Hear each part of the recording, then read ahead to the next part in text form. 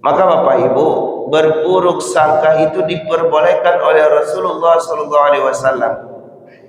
Banyak sekali Bapak Ibu kejahatan-kejahatan atau bahkan kerugian-kerugian yang terjadi disebabkan kita tidak hati-hati. Sabbih isma rabbikal a'la alladhi khalaqa fasawwa.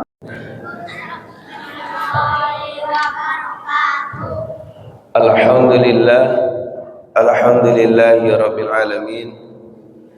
Wassalatu wassalamu ala sayyidina Muhammadin wa man tabi'ahum bi ihsanin ila yaumiddin. Asyhadu an la ilaha illallah wa asyhadu anna Muhammadan abduhu wa rasuluhu la nabiyya ba'dah. Subhanaka la ilma lana illa ma 'allamtana innaka antal alimul hakim. Bapak Ibu jamaah salat subuh yang kami muliakan dan insyaallah dimuliakan Allah Subhanahu wa taala.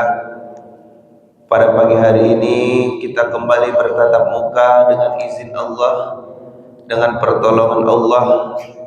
Allah berikan kepada kita kesehatan, juga iman yang kokoh, yang merasa terpanggil dengan suara azan subuh tadinya, atau sudah terpanggil sebelum azan dikumandangkan tadinya. Maka Bapak Ibu jamaah yang kami muliakan, hendaklah kita merasa berbahagia karena kita dipilih oleh Allah pada pagi hari ini melaksanakan ibadah salat subuh berjamaah. Bapak Ibu jamaah yang kami muliakan, pada kesempatan ini kita membahas hadis Rasulullah SAW, yaitu hadis yang diriwayatkan oleh Imam Ahmad dan juga Al-Baihaqi. Hadis ini sangat singkat Bapak Ibu, tetapi sangat bermanfaat untuk kehidupan kita. Apa bunyi hadisnya? Ihtarisu minan nas bisu'il dhann.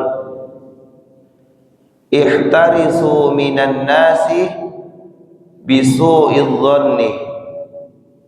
Waspadalah terhadap keburukan orang lain dengan buruk sangka. Bapak Ibu jamaah yang kami muliakan, sejatinya atau pada dasarnya Nabi menyuruh kita untuk berhusnuzon, berbaik sangka kepada orang lain.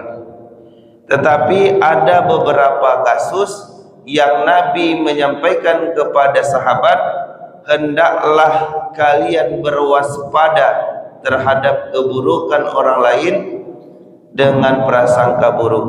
Bapak Ibu jamaah yang kami muliakan, buruk sangka ini bermanfaat untuk kita apabila beberapa momen atau kasus yang kita alami. Semisal Bapak Ibu,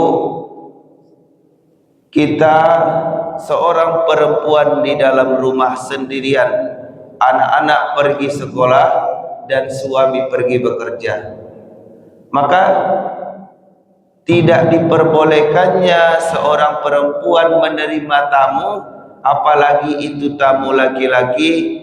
Ketika suami pergi bekerja, anak pergi sekolah, maka itu juga sikap hati-hati kita. Jangan Bapak Ibu, kita datang orang ke rumah kita langsung berhusnuzon, mungkin ada maksudnya, mungkin ada keperluannya. Bapak Ibu jamaah yang kami muliakan, hadis Nabi ini bisa kita terapkan dalam hal ini.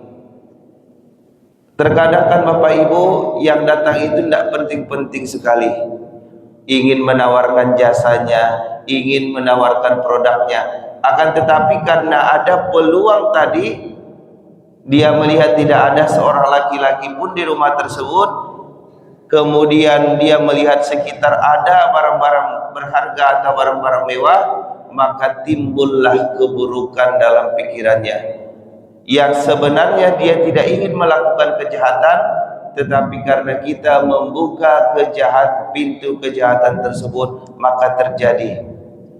Maka Bapak Ibu, berburuk sangka itu diperbolehkan oleh Rasulullah SAW. Banyak sekali Bapak Ibu kejahatan-kejahatan atau bahkan kerugian-kerugian yang terjadi disebabkan kita tidak hati-hati. Kami memberikan beberapa contoh yang mungkin bisa menjadi iktibar bagi kita yang dekat dengan kegiatan kita sehari-hari. Ada seorang pedagang, Bapak Ibu, pengusaha skincare namanya, Bapak Ibu, kosmetik untuk memutihkan perempuan ini. Jadi yang menjadi manajernya adalah sahabatnya sendiri dari kecil, sehingga dia tidak melakukan pencatatan pengeluaran dan pemasukan. Dia hanya menerima setoran dari sahabatnya tersebut setiap bulan. Jadi berapa yang disetorkan oleh sahabatnya tersebut, itulah keuntungan atau jual beli di toko tersebut. Nah, itu berlangsung selama 1 tahun, dan setelah dicek, Bapak Ibu, kerugian yang dialami oleh toko kosmetik tersebut sekitar 2,2 miliar. Dari apa, Bapak Ibu? Digelapkan oleh temannya sendiri. Maka bukan berarti kita berseuzonnya langsung menuduh orang lain, tapi buatlah sistem yang bagus untuk menutup rapat kemungkinan orang untuk berbuat jahat atau hal-hal yang merugikan diri kita sendiri. Dan beberapa kasus yang viral saat ini, Bapak Ibu, na'udzubillah tsumma na'udzubillah, ini disebabkan mungkin, Bapak Ibu, kita tidak menghakimi, tapi bisa jadi pelajaran.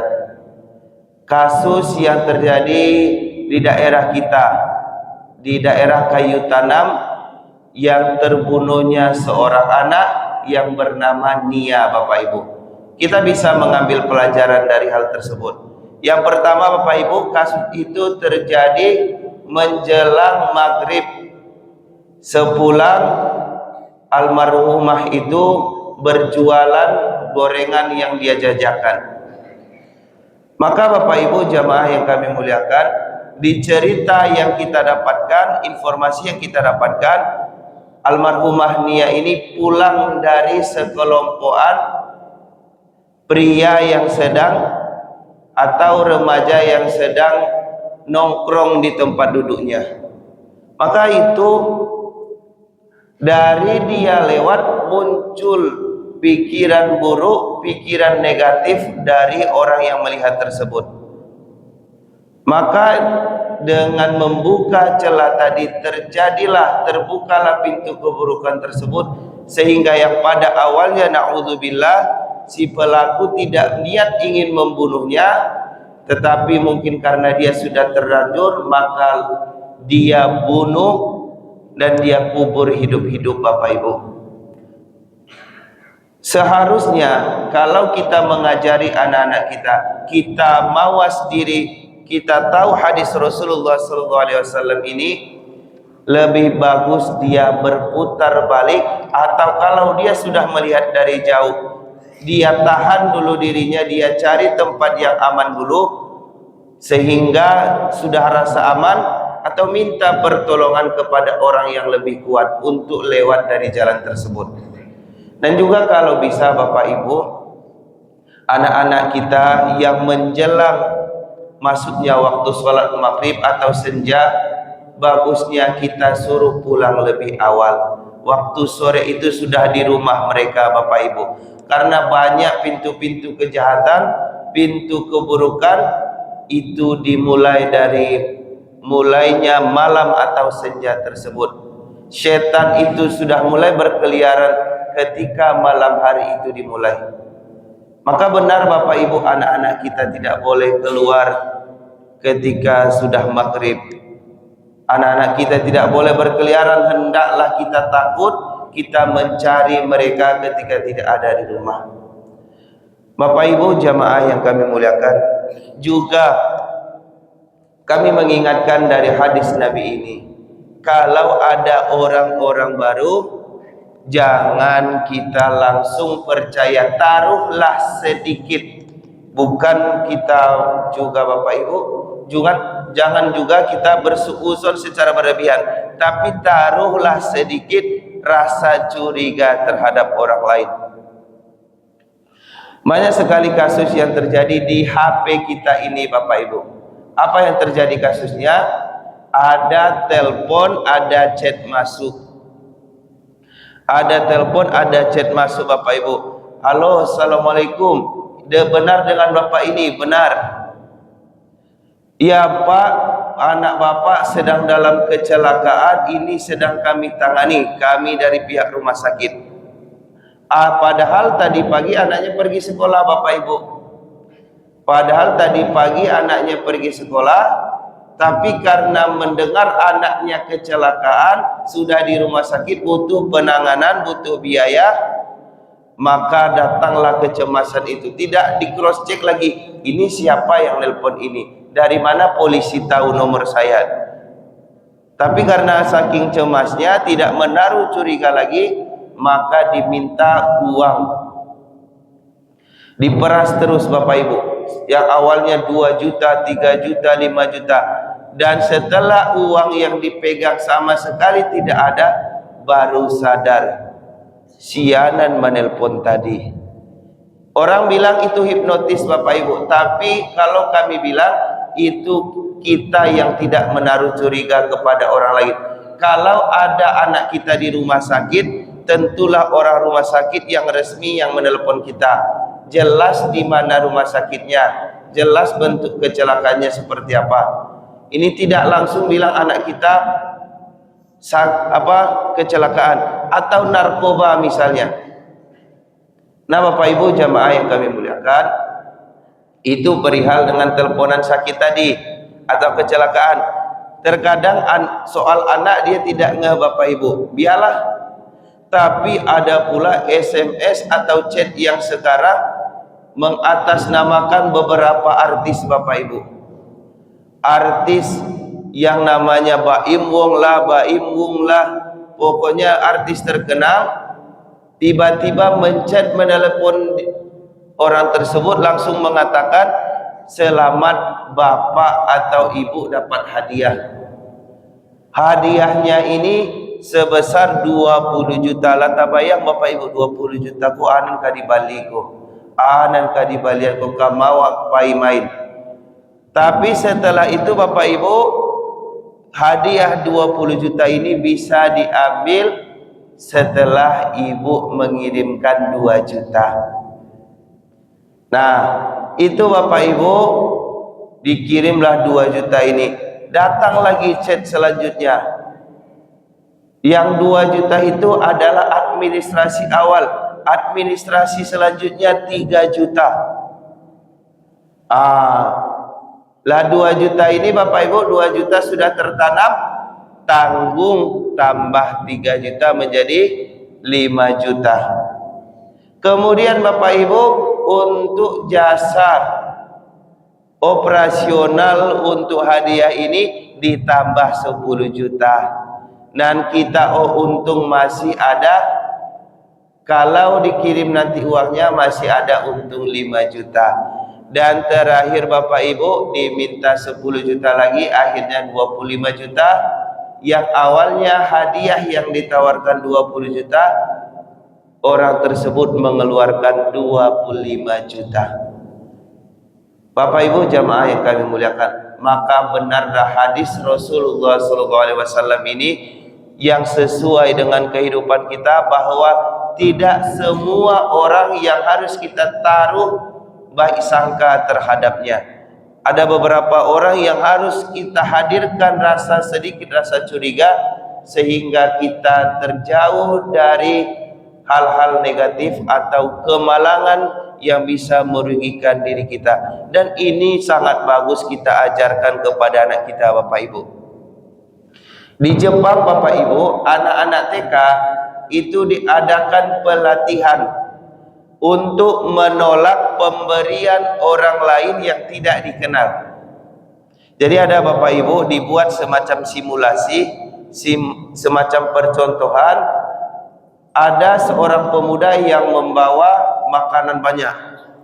Jadi ketika diberikan, tapi mereka tidak mengenal pemuda ini, tidak mengenal laki-laki ini, diberikan satu-satu makanan ini. Kalau ada anak yang menerima makanan ini, maka dia akan diculik atau dibawa lari. Teman yang pertamanya itu melihat, maka teman yang keduanya itu tidak mau lagi menerima, dan begitu seterusnya. Kenapa Bapak Ibu?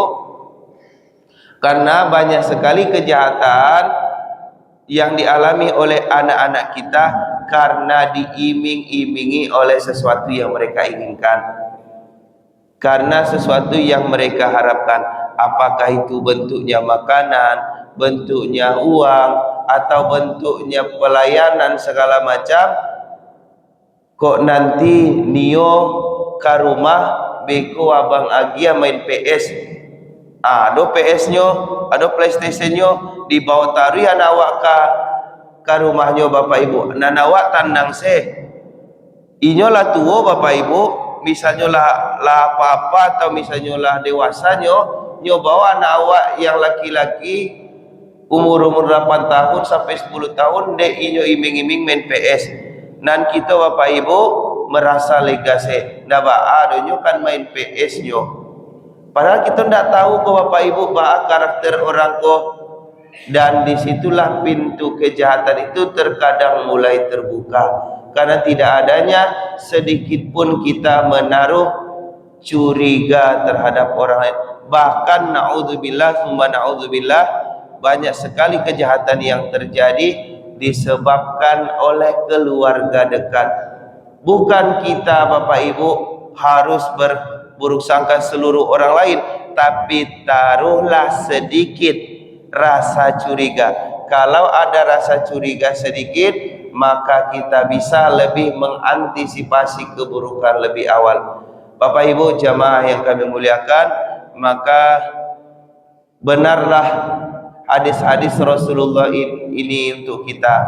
Benarlah bahwa Rasulullah meninggalkan nasihat-nasihat yang sangat luar biasa, yang beliau sudah memprediksi dari 14 abad lalu, bahwa akan ada kejahatan-kejahatan yang terbuka disebabkan kita tidak menaruh rasa curiga terhadap orang lain sedikit pun.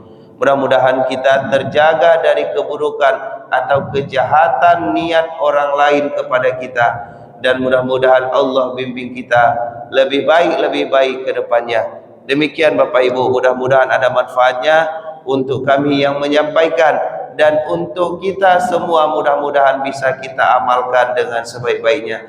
Wabillahi taufiq wal hidayah. Assalamualaikum warahmatullahi wabarakatuh.